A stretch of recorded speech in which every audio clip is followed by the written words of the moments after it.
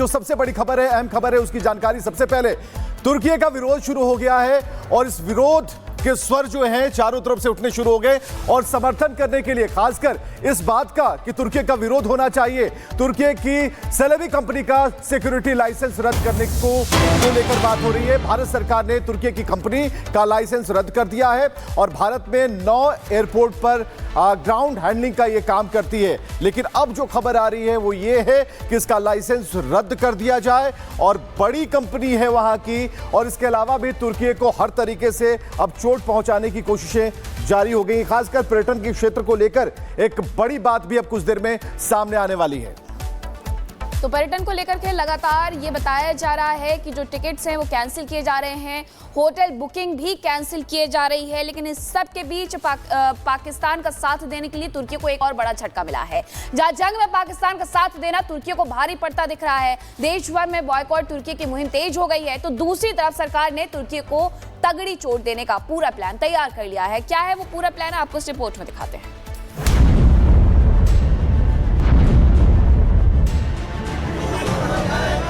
को तो बिल्कुल अपने देश से ही बाइकाट कर देना, उससे कोई कारोबार नहीं करना चाहिए। कूड़े में सारा माल टरकेगा, कूड़े में, हाँ कूड़े में फेंकेगा, यहाँ बिकेगा नहीं माल। ऑपरेशन सिंदूर के दौरान तुर्की ने दुस्साहसी कदम उठाया। न सिर्फ खुलकर पाकिस्तान का समर्थन किया बल्कि हथियार और गोला बारूद भी मुहैया कराए। वो हथियार और गोला बारूद जो फुस साबित हुए। लेकिन अब पूरे देश में तुर्की के खिलाफ आक्रोश है। देश भर में अब तुर्की बॉयकॉट की मुहिम चल रही है। बॉयकॉट तुर्की के इस मुहिम में बड़े बड़े व्यापारी से लेकर जेएनयू जैसे शिक्षण संस्थान सामने आ चुके हैं। इस बीच भारत सरकार ने भी बड़ा कदम उठाते हुए तुर्की की एक कंपनी सेलेबी एयरपोर्ट सर्विसेज को लेकर बड़ा फैसला किया है। सरकार ने सेलेबी कंपनी के सिक्योरिटी क्लियरेंस रद्द कर दी है। सेलेबी एविएशन देश के 9 एयरपोर्ट्स पर सुरक्षा का काम देखती है। इनमें दिल्ली, मुंबई और चेन्नई जैसे बड़े हवाई अड्डे भी शामिल हैं। ये कंपनी भारत में सालाना 58,000 उड़ानों को मैनेज करती है। यही नहीं, एक नोटिफिकेशन मुंबई के छत्रपति शिवाजी महाराज एयरपोर्ट की तरफ से भी जारी किया गया है, जिसमें ड्रैगन पास सर्विस की सेवा भी खत्म कर दी गई है। तुर्कियों को पाकिस्तान का सपोर्ट करना भारी पड़ गया है। तुर्की पर फुल आर्थिक स्ट्राइक की पूरी तैयारी है। कैट व्यापारियों ने तुर्की और अजरबैजान की यात्राओं का बहिष्कार करने का आह्वान किया है। साथ ही दोनों देशों के साथ व्यापार बंद करने की बात भी कही है। इसे लेकर व्यापारी नेताओं का आज सम्मेलन भी है। व्यापारी अपना ऑर्डर कैंसिल कर रहे हैं। लोग अपना तुर्की घूमने का ट्रिप कैंसिल कर रहे हैं। देश की जनता अब तुर्की को सबक सिखाने का मूड बना चुकी है। ऐसे में देखना होगा कि ये तुर्की और अजरबैजान आगे क्या कुछ कदम उठाते हैं। Bureau report, Republic Bharat. पूरे देश में तुर्की और अजरबैजान को लेकर के बॉयकॉट चल रहा है, तो दूसरी तरफ दिल्ली में आज व्यापारियों ने एक बड़ी बैठक बुलाई है। तुर्की से व्यापार बंद करने का फैसला संभव है। देश भर के व्यापारी बैठक में शामिल होने वाले हैं। दूसरी तरफ गाजियाबाद के व्यापारियों की तरफ से यह ऐलान कर दिया गया था कि 1200 करोड़ की जो डील है वो रद्द की जाती है। लेकिन इस सब के बीच आपको बता दें कि दिल्ली में आज व्यापारी संघ एक बड़ी बैठक कर रहा है। ये संघ की तरफ से मीटिंग बुलाई गई है, जिसमें ये कहा जा रहा है कि बॉयकॉट किया जाएगा, तुर्की का भी, अजरबैजान का भी, व्यापार भी बंद किया जाएगा। तुर्की और अजरबैजान के साथ व्यापारिक संबंध समाप्त करने के मुद्दे पर यह बैठक बुलाई गई है। तुर्की और अजरबैजान की यात्राओं का बहिष्कार करना चाहिए और एक ही दिन में पूरे देश से प्रबल समर्थन मिला है। अब तुर्की और अजरबैजान ने क्योंकि भारत के खिलाफ जाकर के पाकिस्तान का समर्थन किया है, तो देश भर के व्यापारी अब तुर्की और अजरबैजान के साथ व्यापार बंद करने के विषय में भी सोच रहे हैं। दिल्ली में देश भर के व्यापारी नेता इकट्ठे हो रहे हैं। अंतिम रूप से तुर्की और अजरबैजान के साथ व्यापारी अपना व्यापार बंद करने का निर्णय लेंगे। और काजल हमारे साथ सीधे जुड़ी हुई है, उनके पास जाना चाहेंगे। काजल, देखिए गुस्सा जो है तुर्की को लेकर हर तरफ देखा जा रहा है, पूरे देश भर में आक्रोश है, व्यापारी भी अब बॉयकॉट कर रहे हैं। इस समय आपके साथ कौन लोग हैं और क्या कहना है उनका?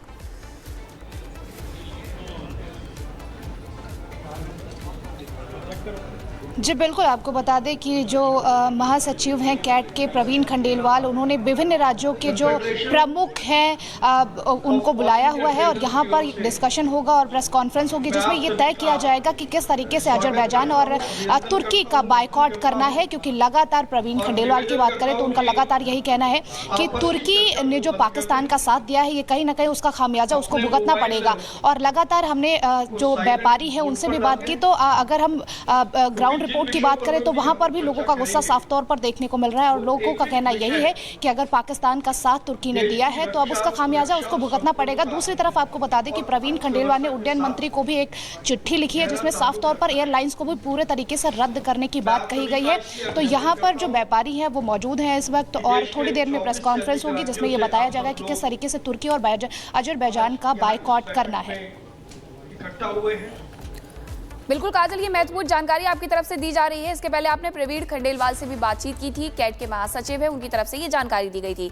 लेकिन अगर हम बात करें तुर्की से जो सेब आते हो या फिर जो सोने की डिजाइन है, गोल्ड की डिजाइन आती हो या उसके अलावा कुछ और सामग्री आती हो, व्यापारियों का कहना है कि जो पुराना स्टॉक पड़ा था वो ठीक है, लेकिन इसके बाद हम नहीं मंगाने वाले। अब उस वातावरण में जिस प्रकार से हमारी सेनाओं ने और जी बिल्कुल, आपको बता दें व्यापारी का साफ तौर पर ये कहना है कि जो हमारे पास स्टॉक पहले से हैं उनको हम किसी तरीके से सेल करेंगे, बाकी के जो स्टॉक हैं हम वहां से ऑर्डर नहीं करेंगे। और पूर्ण रूप से अब सबक सिखाना ही है तुर्की को कि किस तरीके से पाकिस्तान का साथ देने का खामियाजा आखिर क्या होता है और भारत के साथ इस तरीके की जो है धोखेबाजी करने का खामियाजा क्या होता है। तो पूर्ण रूप से हम ये देख रहे हैं कि व्यापारियों में गुस्सा देखने को मिल रहा है और व्यापारी साफ तौर पर बाइकआउट पहले से ही कर रहे हैं। लेकिन आज ये साफ हो जाएगा कि जो संगठन के प्रमुख हैं, जो व्यापारी संगठन के प्रमुख हैं, वो किस तरीके से इस पूरे मोर्चे को संभालेंगे और किस तरीके से तुर्की को पूरे तरीके से पूर्ण रूप से बहिष्कार करेंगे।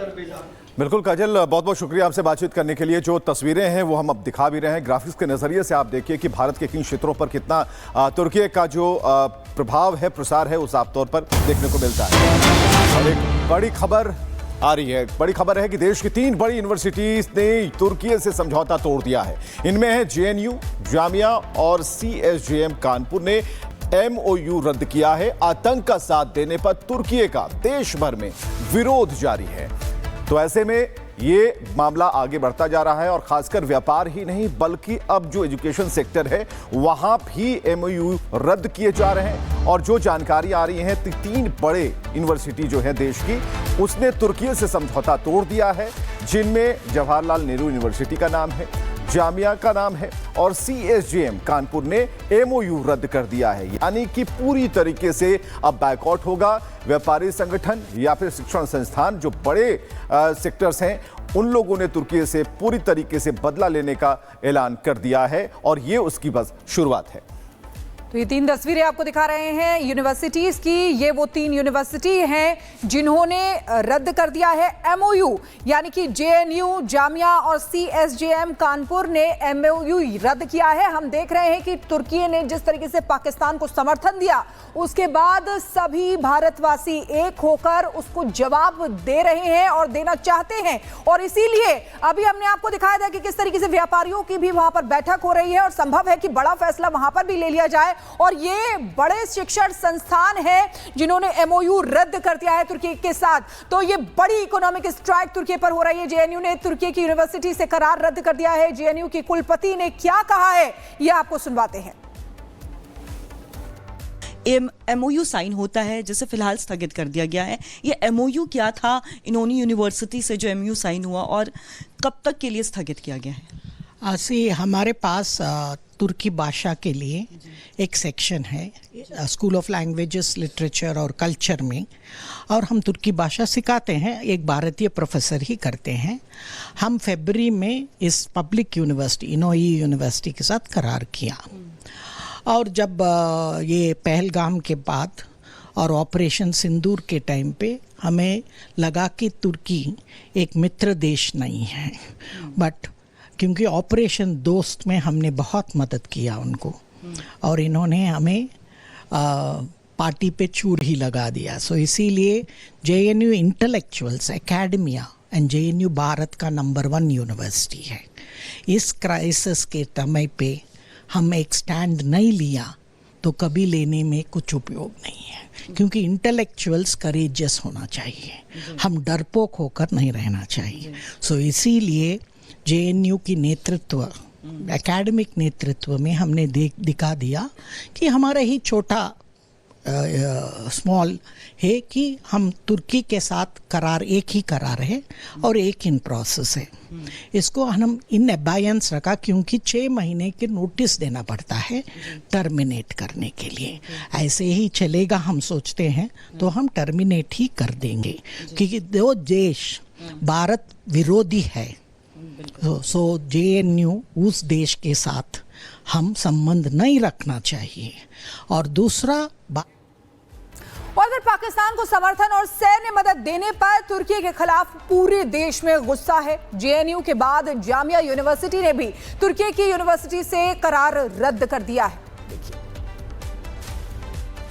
जेएनयू के बाद अब जामिया मिलिया इस्लामिया यूनिवर्सिटी में भी बॉयकॉट तुर्की अभियान का असर साफ तौर पर देखने को मिल रहा है। और इसी पर बात करने के लिए जामिया की chief PRO officer doctor Saima Saeed हमारे साथ जुड़ गई है।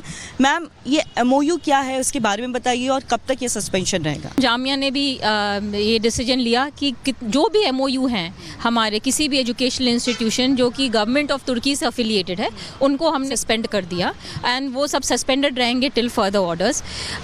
ये जो है वो नेशनल सिक्योरिटी कंसिडरेशन के तहत लिया गया और हमारा मेन मकसद है, we want to send a strong message that we stand country के साथ, we stand with the nation. हम भारत सरकार के साथ खड़े हैं और कोई भी एमओयू जो है वो अंडर सस्पेंशन है। अब इसका असर क्या पड़ेगा मैम? अगर हम बात करें शैक्षणिक संस्थानों की तो अच्छी बात है, लगातार बॉयकॉट अभियान में वो भी अपना हिस्सा दे रहे हैं और गुस्सा जो है वो इंस्टीट्यूशनल में भी, इंस्टीट्यूशंस वगैरह में भी अच्छे खासा देखने को मिल रहा है। इम्पैक्ट कितना पड़ने वाला है? इसका इम्पैक्ट यही है कि एमओयूज जो हैं उनके तहत हम लोग सेमिनार, कॉन्फ्रेंस या किसी भी तरह का एक्सचेंज कर सकते हैं। अब वो नहीं होगा किसी भी कीमत पे, जब तक कि हमें फिर से कोई गो अहेड ना मिले कि चीज़ें जो हैं ठीक हैं या हम कर सकते हैं। तो अब we will not even think about it. तो किसी भी तरह का एक्सचेंज या अपकमिंग सेमिनार, कॉन्फ्रेंस या कुछ भी, किसी भी तरह की एक्टिविटी जिसमें दोनों कंट्रीज़ का कुछ भी